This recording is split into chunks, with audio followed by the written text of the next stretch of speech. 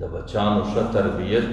د بچانو ښه روزنه او د بچانو په دین باندې ولدول او بچان په قرآن کریم باندې راګرځول دا د مور پلار ذمواري ده. که په دې ذمواري کې د مور پلارو څخه کمزوري وسي، زما د په الله قسم که په خپله په ډېرو سجدو باندې مکث رهکړي، لا به هم د قیامت په میدان کې د الله د عذابو څخه سړی خلاص نه سي چې د څو د بچي د تربیت هم نه دی خوړلی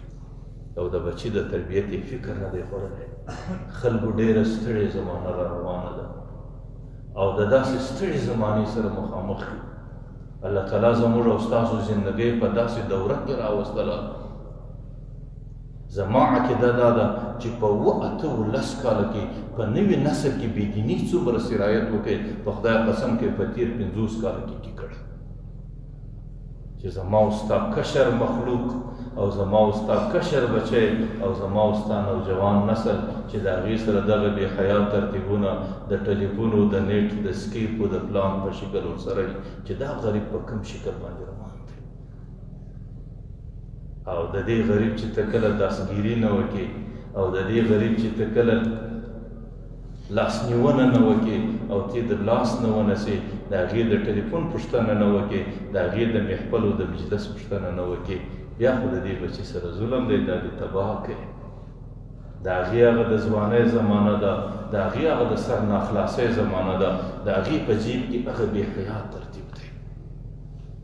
چې هغې کله د شپې تلتک پر سر باندې راکش کړي چې بیا دی کوم بې حیا ترتیبو کې دی روان دی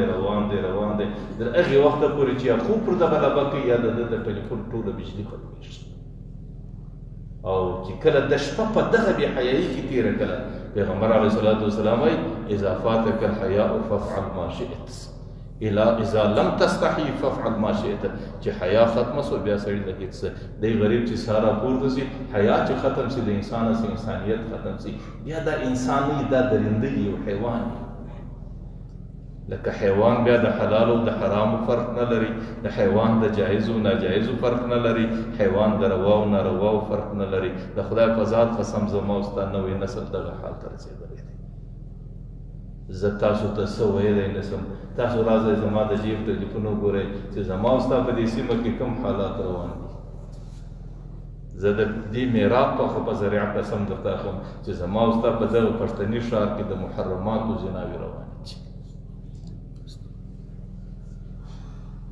هغې په څه وجه باندې ما درته ویل چې تا نوی نسل ټلیفون ته آزاد کړې، د هغې هغه حیا ختمه سوله. چې حیا یې ختم سوله دا یو حیوان دی، دا درنده دی، دا بیا د خپل او د پردۍ د روا او ناروا هېڅ فرق نه لري. نو دا خپل نوی نسل را وګرځوئ، د دې خپل نوي نسل غم وخورئ، د دې خپل نوي نسل فکر وکړئ او که مې دغسې آزاد پرېښوئ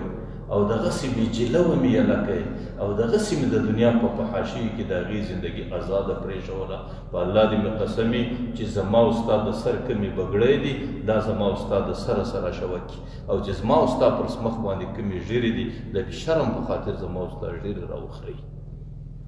دغه نوی نسل نن په دا حالاتو کې روان دی. ما درته ویل تا ته خو څوک څه ویلی نه شي، تا ته خپل څوک حال ښکاره کولی نه شي. ما ته چې کله د واټساپ بټن کښېښوله چې د هره ځای څه دی ما ته په کوم شکل خپل پیغام پرېږدي، خپل حال دی ما ته په کوم شکل وایي، هغه زه په خبر یم، زما رب په خبر دی. چې د انسان زړه درد وکړي، د انسان دماغ سوځي او د انسان ژبه سوځي، په خدای قسم د انسان غوږونه سوځي چې د ده پیغام سړی د اورېدلو برداشت نه کوي. زما او ستا نوی نسل تباه دی او د نوي نسل د راګرځولو فکر وکړئ خلکو، او د نوي نسل سره رحم وکړئ. د رزق ګیله مه کوه، د رزق مالک الله دی، لیکن دینداري باندې راوګرځوه او چې کله دې په دینداري باندې حفاظت یې وکړه، د مځکې پر مخ که حفاظت دی هغې په قرآن کریم د نوي نسل حفاظت کېږي.